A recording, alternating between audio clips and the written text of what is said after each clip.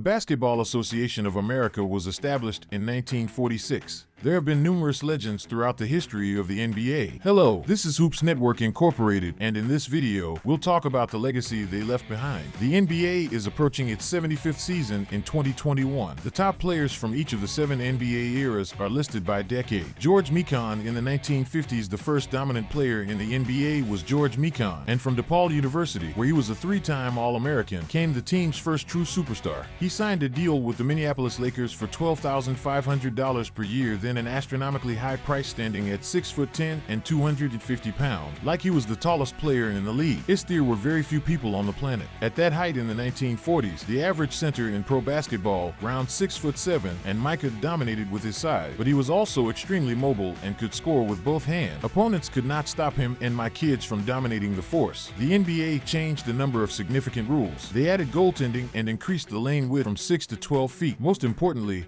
they put it into practice. The 24-second shot clock in 1954. Before this rule, teams would often stall the game as much as possible, so Mike wouldn't get the ball, which resulted in games such as 19-218 late, lowest score in NBA history. He was also an immensely popular player when basketball was still developing as a sport. Because of his fame, the NBA often sent him to games the day before to promote the game. The Lakers won 4 titles with Mike and in the 50s and 3 more in the 40s, making him by far the most successful player in the early days of the league. 1960s. Bill Russell. The season after George Mikan retired, another dominant center came to the NBA while Mike dominated because of his offense. Bill Russell was a revolutionary defensive player who could have led the league in blocked shots each year when the star was counted back. Then, we also won his first 2 titles in the 50s, but it was in the 60s where he and the Celtics became the best team in sports history. The Celtics took a stronghold of the NBA championship trophy and will let go like a green anaconda over a helpless capybara Russell, with the exception of 1967, when Wilt ultimately triumphed with the 76ers, and despite Chamberlain being a better player than Russell statistically, the Celtics won every NBA championship during the 1960s. Bill dominated in the most important stat. The number of rings on his fingers, winning 9 out of 10 titles, definitely puts him at the top of the board. In the 60s, 1970s, Kareem Abdul-Jabbar, ironically in the next season, after Bill Russell retired, another dominant big man entered the NBA scene. Kareem Abdul-Jabbar was known as Lil Senior, who's coming off 3 titles in 3 college seasons with UCLA. Grimm kept his winning habit in the first and only championship to Milwaukee in just his second season, while Jabbar only won that 1 title in the 70s. With 1 more finals appearance,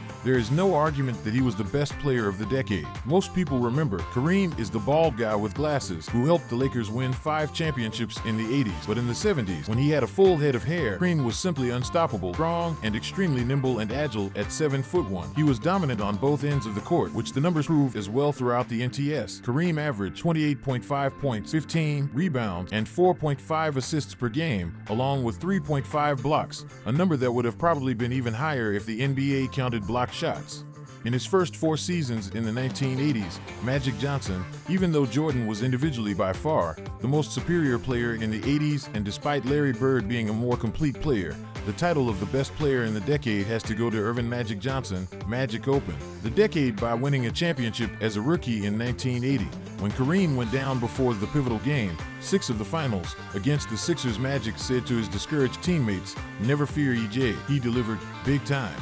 Starting at center, Magic scored 42 points with 15 rebounds and 7 assists and won the Finals MVP trophy. Magic would go on to win 4 more titles in the 80s, 3 MVPs, and numerous individual accolades. He was by far the best passer in the league, one of the best leaders, and the biggest star of the time. The NBA desperately needed one 1990s Michael Jordan. Michael was called the GOAT by some people even before his first title, simply because he dominated the game of basketball like no one else before him. In the 80s, he averaged 33, 6, and 6 and did things that seem unimaginable, jumping higher than it should be humanly possible. But you never went far in the playoffs, and then after we added more muscle, after he started to pass the ball a bit more, and the rise of Scottie Pippen, everything clicked for MJ and fell into its place. Jordan cemented his legacy, 6 titles and 6 finals, and became a basketball deity for everybody who watched him play, and for the generations yet to come. Everybody wanted to be like Mike, and he was shoulders above any other player in the 90s, both on the court and often reaching global superstar status. Unlike any other basketball player before the 2000s, Kobe Bryant, when Mike retired for the 2nd time. The media pushed the narrative of the next Jordan for at least a dozen players. But nobody embodied MJ's skills and character more than B, who was essentially Jordan's younger brother, as both were cut from the same cloth. Just like his idol Bryant was maniacal in his preparation, maybe even more. So when I first played against him, I was surprised how technically sound Michael was. His technique was flawless.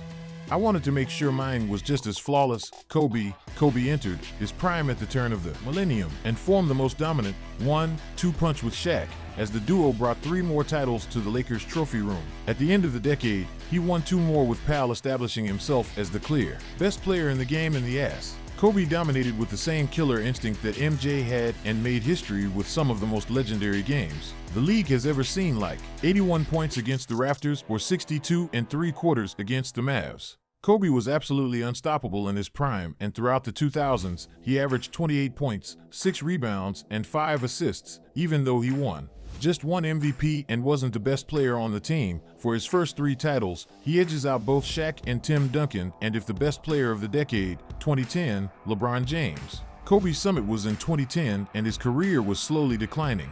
It was King James has time to sit on the NBA throne. He was the next in line, despite the fact that it was evident nobody anticipated that he would hold the throne for the entire ensuing decade. Additionally, that his reign would continue into the following one. Bron reached the championship 9 times in the last 10 seasons, and with 4 titles and plenty of broken records, he's without a doubt the best player of the last decade. That he accomplished has only been undone by Bill Russell in the 50s and 60s. But back then, to reach the NBA Finals, Russell only needed to win 1 playoff series, and despite a losing record in the finals, LeBron carved his name and face into every Mount Rushmore discussion for some. He's now the best that ever did it, aka the GOAT. Thank you for watching. Please don't forget to like and subscribe, as we put out videos like these every day. Let us know what you thought about this video in the comments. And would you put any other player on this list?